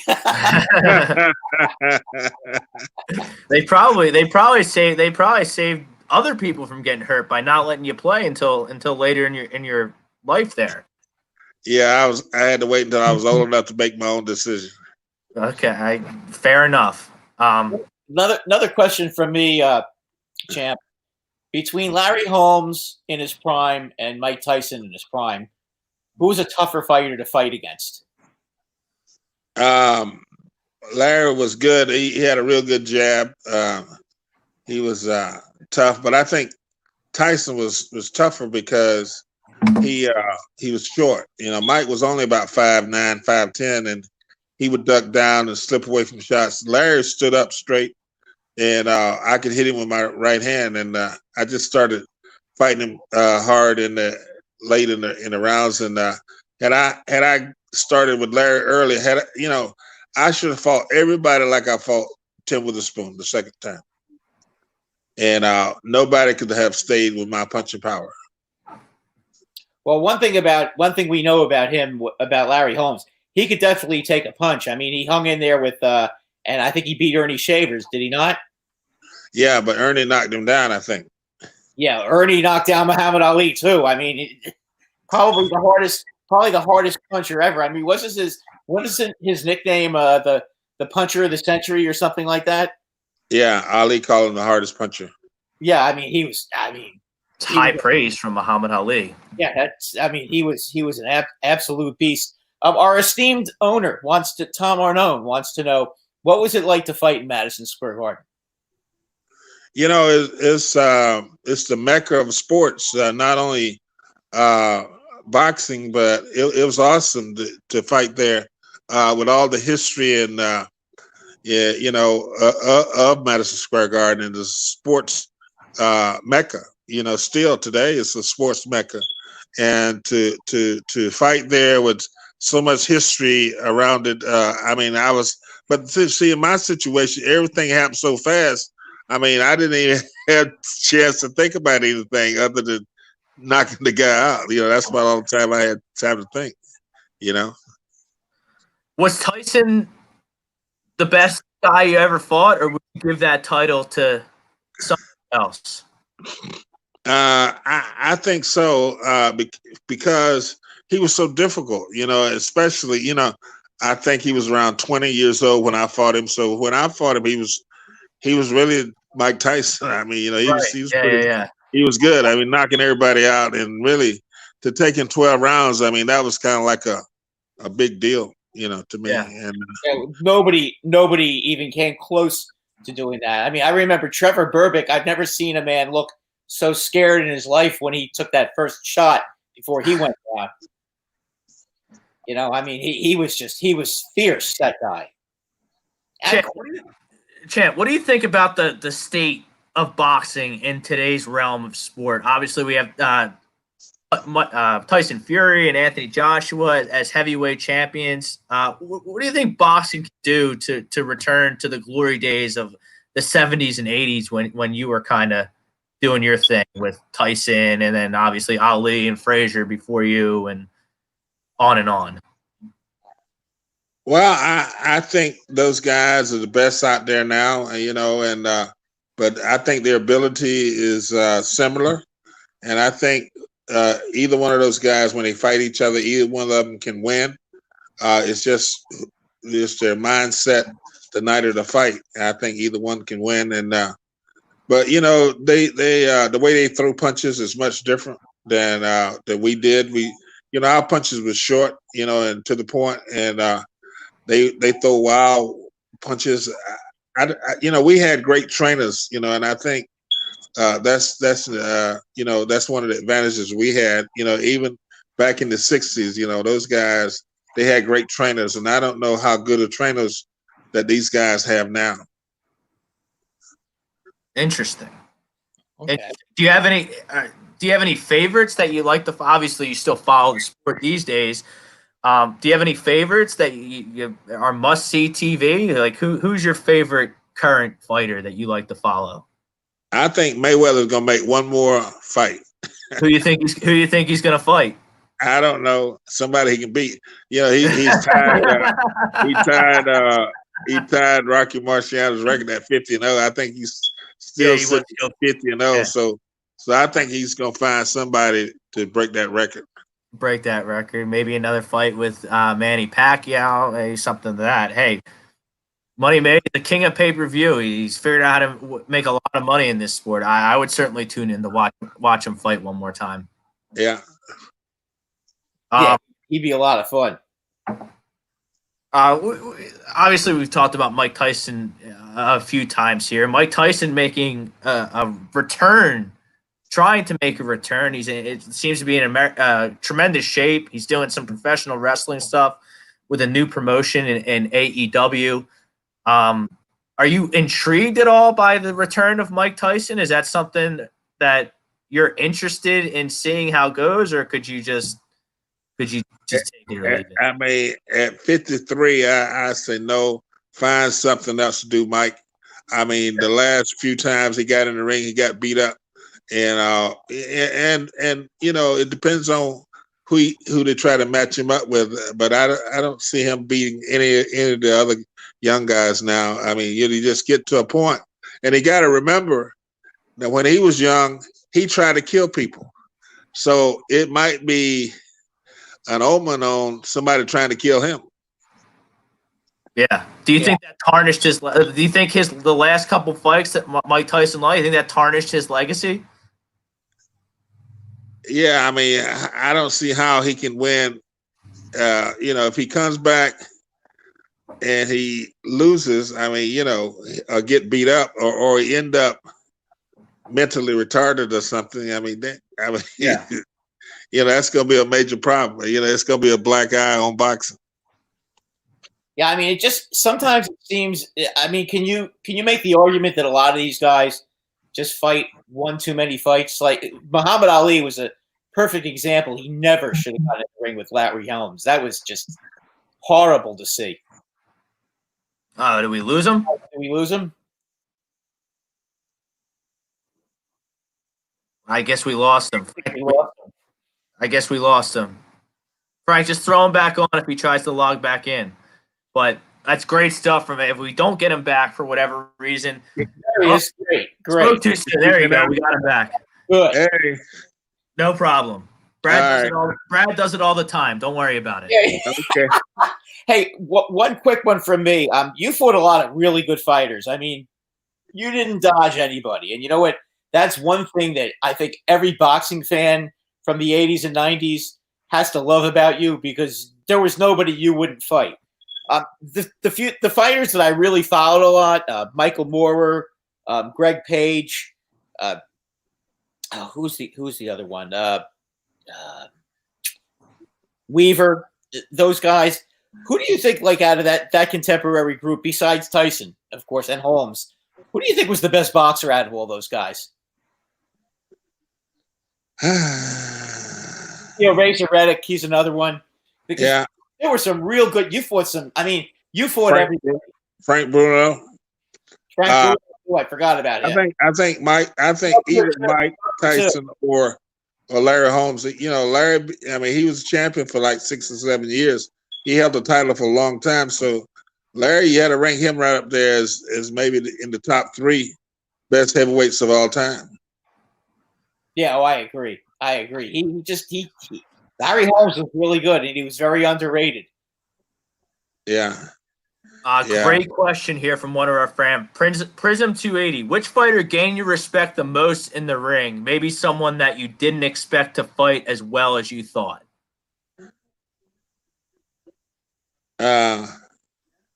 Frank Bruno. Frank Bruno?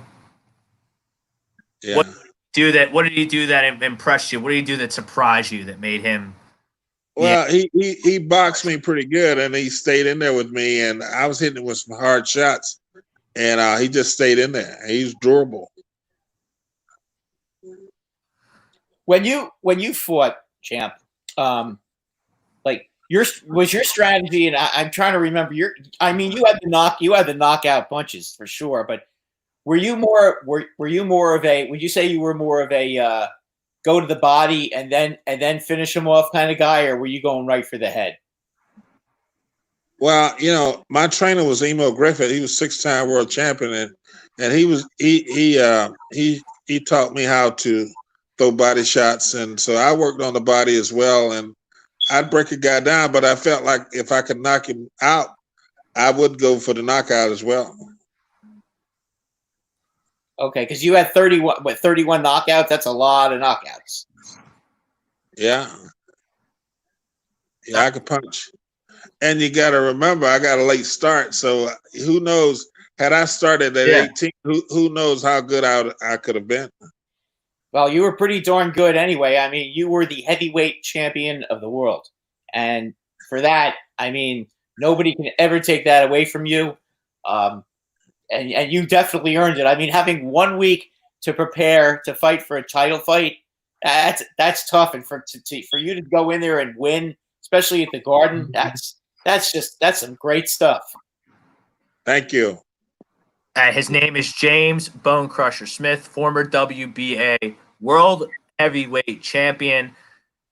We certainly thank you for your time tonight. As a thank you for coming on, like we do with all of our guests, we contribute to their causes, we buy their books, we practice what we preach here at A2D Radio. Champion for Kids, $50 from the Sports Hounds. I think it's a great cause. I think it's kids and people need structure in these tough times, and I think it's a great cause.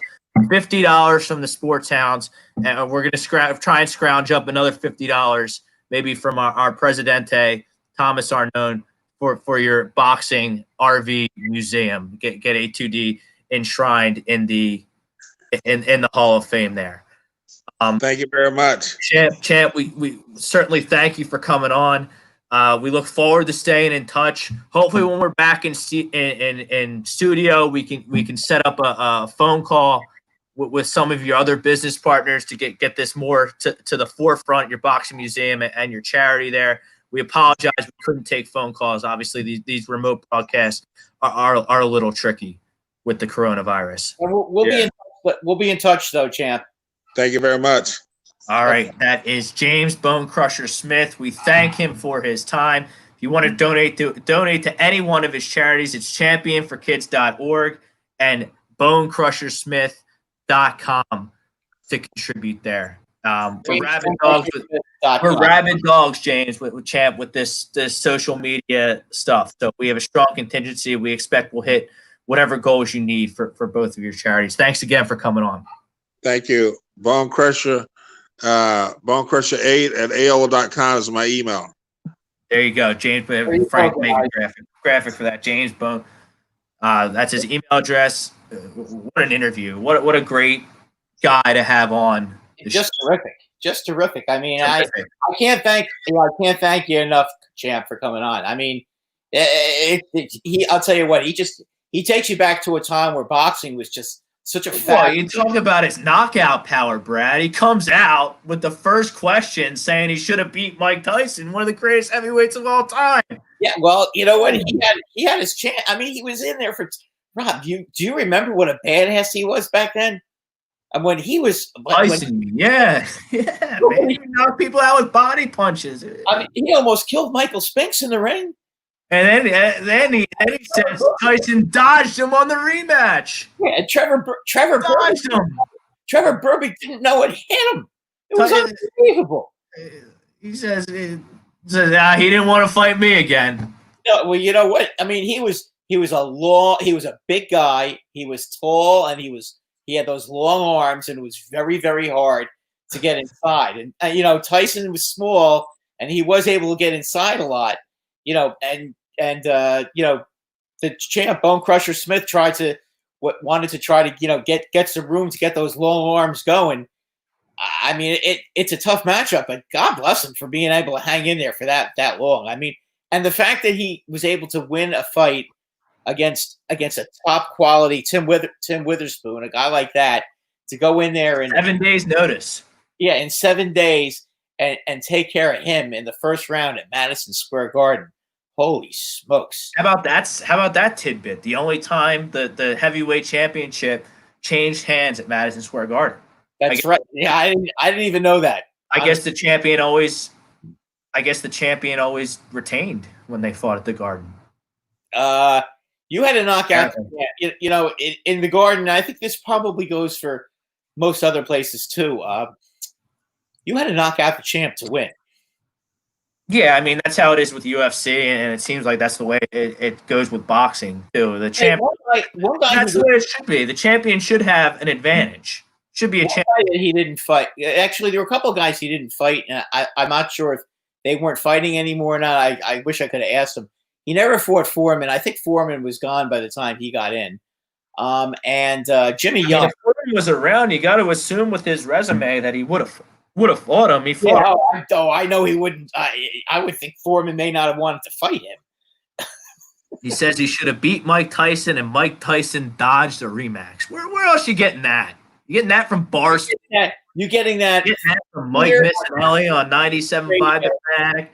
Absolutely not. You're getting that here on the Sports Hounds.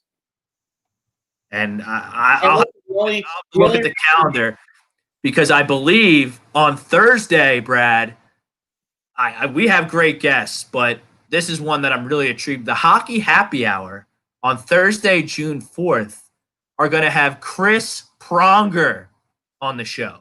You're kidding. You mean the Hockey Hall of Famer? hockey Hall of Famer. One of the most vicious defensemen to ever play in the game. That Chris Pronger, the one that played for the Flyers. He's joining A2D Radio on June. Man alive, that's good stuff. Boy, I'll tell you what, huge get. Those guys. Huge get. And we have the best beat writers, we have the best guests, we have the best hosts, we have the best sports media company in the country. It's time to tell everyone, pound that share button, like, subscribe, download our podcasts. Get on that train. The train's not leaving the station. The train's left the station. But we're about to go to the stratosphere. And Rob, break. Chris Pronger on Thursday with the Hockey Eye Hour, that's going to break view. I would assume that's going to break viewership records here on A2D Radio. Well, I would think so. I'll tell you what. With our boxing, I mean, this thing with the RV museum. I mean, he's got guys like Ernie Shavers involved, Mike Spinks, Bone Crusher. James Buster Douglas, the guy who actually beat Tyson. Mm-hmm. Listen, folks. If you contribute to his cause, there's probably a good chance that you'll be able to see all these guys. Maybe not all of them, but there's a good chance you can get at least one or two of them. Yeah, we're getting the RV to South Jersey or Philadelphia. Yeah, we got to get. I mean, we got to. We're getting that RV's coming to town, and we're doing a remote broadcast from the RV. Yeah, we got to raise some money on that. We're gonna figure it out. Yeah, we got to raise some money for the champ, so he comes down and brings some of his buddies. Hopefully, I'm not writing checks that Tommy and Frank can't cash. But we need the family. We need the families to step up. You know what, guys? He can come here with that van, and he can bring some of his guys that used to fight it, that were some great fighters back then. Hey, you know what? It's worth it to get to see those people live. We have the ability to do that. So, let's see if we can get out the checkbook, send some money over to Bone Crusher. We certainly are. I can say that our owner is always available to do that. Charitable. Very charitable. Very We're creating relationships. The best way to do that is to contribute to causes, buy the books. I mean, help him with the kids. Get that van going. I want to see all that memorabilia. I want to be able to meet those guys. You know what? That sounds like an awesome treat. I mean, maybe we can get Tom involved. If you contribute a certain amount of money to the champ, championforkids.org is the donate. Yeah, we can maybe get you guys some swag out there. I mean, we'll do what we have to do. You guys do what you got to do, and let's go. Let's get that RV down here to South Jersey. Brad's jacked up about the RV. Yeah, I want to see it. Jacked. I want to see it. I want to meet Buster Douglas. You know what? I want to meet Bone Crusher Smith live. I want to see Ernie Shavers. I mean, that guy to be in the presence of a guy who knocked down Larry Holmes and Muhammad Ali. I want to meet that guy because you know what? That's unbelievable. Yeah. All right. Let's turn the page a little bit here. We got a few more comments here commending us on an interview. OGCW says we should stop hating on Mike Tyson. I don't hate Mike Tyson. I don't know when we hated on Mike Tyson. Hated Mike Tyson? We were giving he beat our guest, and we gave our guest credit for lasting 12 rounds with him because no one did that ever. No, not when he was in his prime. Everybody that fought Tyson was put on their derriere and put on their terrier very, very quickly. Witherspoon was local to Bucks County. He was really good to beat him on short notice. It was awesome. So the guy he beat to become the champion, he's local to my neck of the woods, Bucks County. Oh, Bucks County, no kidding. Witherspoon was a real good fighter, by the way. And Prism says, great interview. Thanks, guys. I mean, where do you want to go with the rest of the show, Brad? You want to talk more about baseball? You want to talk about hockey? Let's talk a little bit about hockey because you know what? I think we're going to get an NHL and we're going to get some playoffs, and you know what? I think it's going to be a lot of fun. it's going to be great. I mean, I heard training camps. The rumor I heard was training camps in July. Yeah, that I've heard that too. I've heard I that. mean, I wish we could go. I wish we could go mid-June and get this going a little bit quicker. But Well, the problem is a lot of these guys. You're talking about a lot of guys who are from Russia, Sweden, Czechoslovakia. yeah, you got to get them in. You got to get them cleared with the whatever security we have, the provisions. So I get it. Yeah, and they have to hibernate. Pardon the expression. They have to hibernate for 2 weeks before they're able to come out and play again. So, and you want them to all be in shape. You want the goalies to be in shape. It's really, I think a lot of it is more for the goalies than anybody else, because the goalies have to be out there for 60 minutes, and that's it's like the goalie is like the pitcher in baseball. They have to be out there for 60 minutes, and they're moving their bodies and contorting in all different kinds of ways that the forwards and defensemen are not. So I think it's more for them than anybody else. I think the forwards and the defensemen can skate and kind of keep themselves in shape. The goalies, it's a little harder. I mean, we talked heavy hockey last week, and obviously we plugged the Hockey Happy Hour interview. Chris Pronger going to be on the Hockey Happy Hour on June 4th. You have to check out our social media for an exact time on that. I'm not sure about the show around, but I look at the Flyers and I see a team in the Flyers and I see a team in the Rangers. Both of our teams, they could really make a run here. I think. I mean, I think that what are the Rangers are going to play Carolina in the first round. And if they get Carolina, they play Washington. I'll tell you a couple of there. I can see a few upsets though in this. Well, I think that. Do you have the matchups? I'm trying to find them. Can't seem to find them on the internet. I'd love to see the NHL. Let's see playoff matchups. I'd love to see the playoff bracket and see how they're going to do this. I would favor the Rangers. I mean, it's tough to translate how it's their momentum, because the Rangers were on fire before the coronavirus. They also won all 4 games against the. They won all 4 games. The Rangers would not have home ice in that series. That's correct. Is that right? Yeah. Here are the games. I have the games. All right, let's go through it. Okay, this is the Eastern Conference. This is the East. Okay, let's do the East first. Matchup number 1, the Pittsburgh Penguins, number 5, against the number 12 Montreal Canadiens. Yeah, I mean that should be an easy laugher sweep. Yeah, because the Canadiens really setting up a Flyers Penguins showdown. Right, number 6, Carolina Hurricanes, who were by the way favored against the New York Rangers, number 11. Carolina is actually a 140-1 favorite, and the Rangers are plus 120. I'll take the plus 120 all day. Yeah, I like the Rangers there. Yep, the Rangers are. You got Panarin. You have to educate me a little bit on the roster. I'm a little. Panarin, Zibanejad, yes. Chris Kreider. Shesterkin, when he played, he was 10. I think he was 10-2 as a rookie. His first 12 games, it looked sensational. I think he had like a 935 save percentage. It's going to be fun. I think the Rangers can definitely win that one. I'm picking the Rangers in that series. Yeah, I am too. Then you've got the number 7 Islanders against the Florida Panthers. I like Florida. I like Florida there.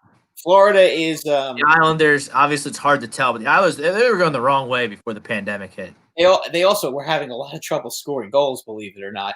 The Islanders are 120-1 favorites. The Panthers are even money. So if you're taking the Panthers are favored. No, the Panthers are even money. The Islanders are minus 120. Oh, minus 120. Okay, so the Islanders are favored. The Islanders are slight favorites. I picked the Panthers. That's another dog I like. I like the Panthers there. Here's a dog I love. Okay, and a lot of you guys are going to be laughing at me when I tell you this one. The Toronto Maple Leafs, number 8, against the Columbus Blue Jackets, number 9. You like the Jackets? Love the Jackets. Love the Jackets. I mean, these teams. You remember the Flames? Remember the Flame? I know that's Western Conference now, but you remember the Flames last year? They Yep. scored all these goals and skated up and down the ice, but then when they got hit in the mouth in playoff hockey, it didn't work out too well for them. I kind of see that being the same case for the Toronto Maple Leafs. And what happens to them every year? And you know what? I agree with you. They can score a lot of goals, but they don't have the intangibles needed for playoff hockey. And the Blue Jackets do. And I'll tell you what, if you take a look at the Blue Jackets, they lose Artemi Panarin in free agency. Bobrovsky. They lose Bobrovsky in free agency. They lost who's the guy that they ended up? I can't remember the other one. There's a center that they lost. I just can't remember who it was. Someone will comment. Yeah, don't worry about it. Someone will comment on it. It was Duchesne. Okay, Duchesne. Yeah, they lost Duchesne. Seth Jones. I'm sorry. Seth Jones, I think, missed like 6 weeks of the season, and they still somehow were in 7th place at the time of when they stopped. And the Leafs just don't stop anybody. You know, the Jackets are not the greatest scoring team, but the Leafs, their goaltending stinks. You know, I hate Frederick Anderson. You do hate Frederick Anderson. I've never had a kind word to say, and I'm going to tell you it again. He stinks, and in a big spot, he stinks more. I love the Columbus Blue Jackets, especially at 140. That is a lot. I'll tell you what.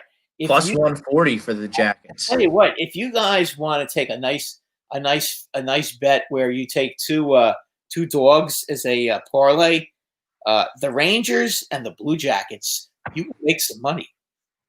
I think you got two very live. I love those two. And what is that? How does that set up for the second round? So I think we agreed on every series there, right? Do you like the Blue Jackets? Yeah, sure. I agree with you. I agree with every sentiment you said about the Maple Leafs. The teams that run up and down and also look at what the Blue Jackets in regular season they get hit in the mouth in the playoffs. Tortorella's a freaking smart guy. Okay, how the hell did they beat the Tampa Bay Lightning last year 4 straight? I don't know. He's a phenomenal coach. Why not? One more time. Let it ride, baby. The Penguins would play the Flyers. Okay, well that's just great for the NHL to have a fierce rivalry like that. And it kind of sucks. Yeah, that kind of times like this. But there won't be fans. But you can mic up Giroux, you can mic up Crosby, you can mic up. Maybe get a different aspect of the rivalry. It only sucks because it's the second round. I'd rather see that maybe in the third round, but that's okay. It's good because that'll be one. Oh my God, what hell of a series! The Rangers and Carolina, their winner would be the Capitals. So Washington, right? The Maple Leafs and the Blue Jackets. I believe the winner faces Boston. So Boston, yeah, and the Islanders and Panthers, I believe, who am I missing? Would play the Lightning. Can the Jackets do it 2 years in a row? You listen. Is Lightning gonna spit the bit? You never know. I think the Lightning get by. Well, it's what they're gonna have this time. They are going to have a healthy captain. So Mr. Stamkos will be playing this time, and he will be healthy. Yeah, I think that. So then I'm going to pick the Flyers over the Penguins, and I think the other. I will too. So I think that the final four in the East are going to be the teams with the bye weeks. I would agree. As much as the Rangers did win 2 out of 3 against the Capitals, but I think asking that young team to beat the Washington Capitals. So that would set up a Capitals Flyers matchup. No, that would set up. That would be Flyers Bruins. That would be Flyers Bruins because the Flyers. Okay. You'd have the Capitals and Tampa Bay. Boy, that'll be fun. That'll be fun. Hell of a series. A lot of skating, a lot of scoring in that series. Stamkos against Ovechkin. I'll take Washington in that series. I might take. You know what? I might take Tampa Bay because Tampa Bay's goalie this year had an unbelievable season. I mean, Yeah, but I mean, I'll take the season playoff team in Washington over the team that kind of chokes it away every year. every year, yes, every year. So that, but I'm, I mean, Tampa Bay's talented enough to win it all, so it wouldn't surprise me at all. they are. I are, but And, you know, Vasilevsky had a had basically a Zenit type year, so this might be the year that they finally do it. Plus, then, they're an older team, and I think the rest is really going to help them. and I think the Flyers could beat the Bruins. Look, it's going to be a tall task to beat Boston. I mean, they accumulate a lot of points. I don't know that. Listen, they saying that they can't beat them, that would be just foolish, and I sound anti-Philadelphia to make a comment like that. Because that's how you sound all the time. No, but I want to be fair. The Flyers can win that series. I just don't know if that team. I mean, the Flyers are a pretty young team. I don't know if they're quite ready to beat a grizzled veteran team like the Boston Bruins yet. You know, I think they might. I think they might be a year away before you see that. But you know, it could happen. I mean, I'm not. Would I be shocked if they did that? No. And I think then you'll see Tampa Bay. If Tampa Bay plays the Flyers, that would be a heck of a series. But Tampa Bay seems to have had their number this year, So you think it's going to be Tampa and Boston to go to the Cup? To go into the Eastern Conference Finals, yes. And before I make a prediction on that, I would like to see. Wait, hold on. Once the final, we're going 4-2. So you have the Bruins and the East. This is for the East as the final. Yeah, in the East. Okay. The conference finals. I would have the Bruins and Lightning. Right. Yeah. And that would be one. I'll take the Flyers. I'll take the Flyers and the Capitals in the Eastern Conference Final. And let's see who's injured and let's see who's playing before we make that selection. Now, out in the West. Let's go in the West. Okay, the West. Okay, here we go. I think the West is wide open, Brad. The West is going to be very interesting because the West. They're not as good. Let me see if I can find the Western Conference. Okay. First round, you've got the byes are the Blues are the first seed, Colorado is the second seed, the Golden Knights are the third seed, and the Stars are the fourth seed. Okay, now you have number 5. Hold on. You put all those teams in a hat, and they seem any one of those teams could beat any one of those teams on any given night.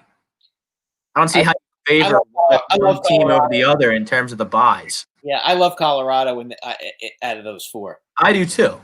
I think they're the best all around team. With the talent that they have, I mean, they're 4 strong lines. They got 6 good defensemen.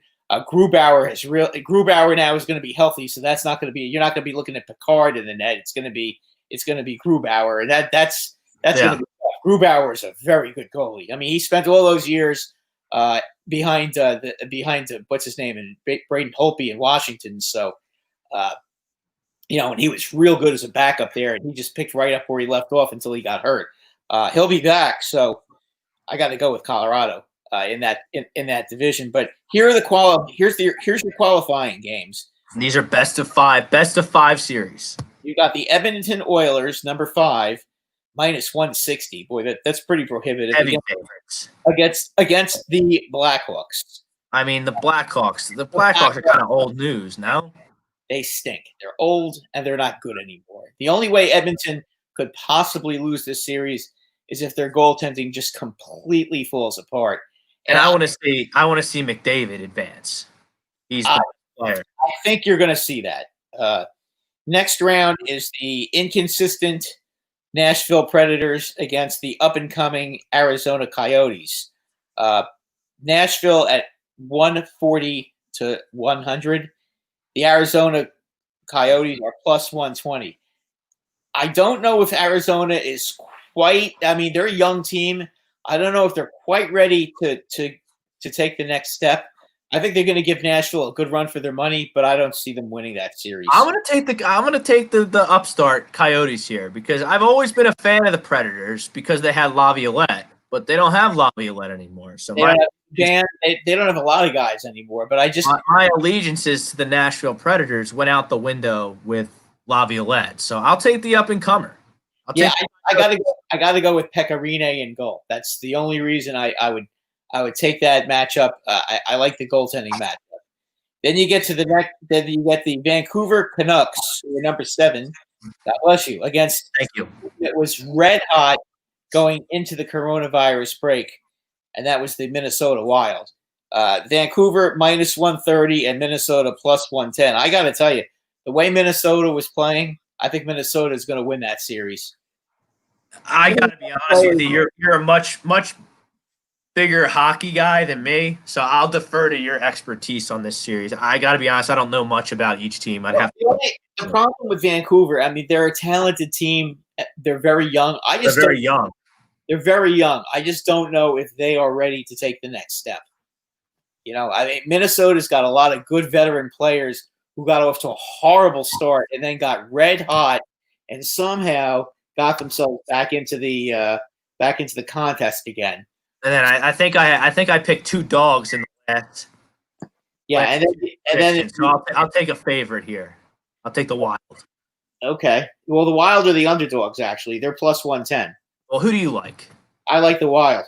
Okay, I'll go. I'll roll with you. Okay, and then number 8, Calgary against number 9, Winnipeg. Honestly, that is a complete toss-up. I gotta take. If you put a gun to my head, what are the odds say? What are the odds makers? Calgary is minus 120, and the Jets are even money. So it's a coin flip. Well, honestly, and again, whenever it's like that, I always go with the goalie, and I just think that that Winnipeg has a big advantage in goal with what the hell's that guy's name? Hellebuyck. I love Gaudreau. I think the guy's name is Connor Hellebuyck. Help me out, James Wilder, wherever the hell you are. I think it's Connor Hellebuyck. He is tremendous, and I think Wilder must have worked during our show. He might. Yeah, he's never on. He hasn't tuned in a while. Yeah, but I think that's I think I like Winnipeg in that series. I'm not crazy about his goal. Big Frozen. There you go. Okay. The way Calgary played last year. Calgary can score. Yeah, but their goaltending is not good. And do you think they learned anything from their shortcomings last year? I mean, they did lose to an awfully good team in Colorado, but still, but I mean, Colorado last year was really young, and that was the time you should have been able to beat them. I like the Flames there. I'm going to go with the Jets. I think the Flames learned from last year, and the Flames. I think the Flames are a better team, but I just don't know that they're gritty enough to win a playoff series, especially against Winnipeg. All right, let's try and blow through. We got about 8 minutes left here, Brad. Okay. Do we know anything about the NBA? Have a playoff series? We don't. No. Let's keep going with the West. We'll talk about basketball next week. Okay. So what does that mean? So 5-4. So it's Oilers Stars. It would be. Let's see. The number 9 team is going to play the Blues. So the winner of excuse me, the winner between Calgary and Winnipeg would play the Blues. I think the Blues knocked them right out. I'll go with the champs. Yeah. Let's see. I love Craig Berube. Awesome dude. He's great. Vancouver and Minnesota, that winner would play the Colorado Avalanche. I think the Avalanche would make Colorado. Colorado there. Then the next matchup is the Nashville Arizona winner would play the Vegas Golden Knights. I got to go with Vegas in that series too. I think these the 8 teams with the round robin bye weeks. I mean, a huge advantage. Supreme advantage. Yeah, I think so. I mean, I hate to go all chalk. Yeah, but I think in the West, I'm going all chalk in the West in the second round. Well, I have a couple upsets in the round robin round, but I mean, I think the final four are going to be the four. the four best teams. I can't bet against those teams with the bye. And then, so what? We'll have the Blues play the Stars. Yes, the Blues and the Stars. That'll be a hell of a series. Anybody could win that series. And Colorado. I think the champs. I think the champs die. I think the champs die there. I think I love Sagan. I love Ben. I love Ben Bishop and Net. I just think the Stars are a really fun team. And they're tough. They're tough, and not that the Blues aren't, but they're bigger. They're a very heavy team, and they're tough to play against. I think you're right. I kind of not that the Blues aren't tough and aren't good, but it's just so hard to repeat. Hard to repeat. I think they're gonna. I think they. I don't think that they get past the Stars this time. The Stars blew it last year. They had them in that series. Let it get away. I don't think a couple of teams had the Blues down and out, and the Blues just magically. The Blues had a magical year. Their time to shine. Yeah, they had a magical year last year. I don't think that happens this year. Colorado and Vegas. I love Colorado. I like Colorado there. So I like Colorado over Minnesota. Colorado over Dallas. Colorado and Dallas to go. I like Colorado. Flyers and the Caps in the East. And between Colorado, if Colorado plays Tampa Bay, well, actually, I'll be honest with you. Colorado against Tampa Bay, I would take Tampa Bay. Colorado against Boston, I like Boston. Well, I got my three bets cooking. I got the Flyers at 23.5 to 1. I got the Capitals at 17 to 1, and I have the Avalanche at 13 to 1. So if I could get Colorado in the championship against either the Flyers or the Capitals, I win either way. It could easily happen. It can easily happen. There's really, I think, because of the lockout. Well, not the lockout. What am I saying? Because of COVID. Because of the COVID break, yes, and all this time to recover. I think those rounds are going to be 1 through 4. I think they're all wide open. I think anything can happen in any one of those rounds. The round robin round, the round robin, the first round, right? The first round, anything can happen. I agree with you. I think the second round is going to be all chalk, and then I think in the third, I just can't see a team goes through a 5-game series. A lot of those series we just talked about were complete toss-up. I think a lot of them are going to go 4 or 5 games. So I agree with you. And then you get that little extra rest and with the Flyers and the Capitals and the Stars and the Avalanche out west. I just think that's going to be tough to overcome. That those 8 teams that have that bye week. I mean, look, as a Ranger fan, the team that gave us the most trouble this year was unquestionably the Flyers. I mean, they beat the hell out of us this year. No answer for them. So if you're asking me who the toughest team the Rangers have played against all year is, it was definitely the Flyers. There you go. A few comments here to end the show. Prism 280, St. Louis versus Colorado, and Philly versus Capitals to go to the Cup. Prism 280, Nashville / Coyotes is a push series. He likes Dante Fabro. Connor Hellebuck is the goalie for the Winnipeg Jets. You were right on there. John Burke checks in. Watch Sonny Conto, local South Philly guy. Spars with Fury. That's some more boxing talk. Prism 280 has Alex Ovechkin.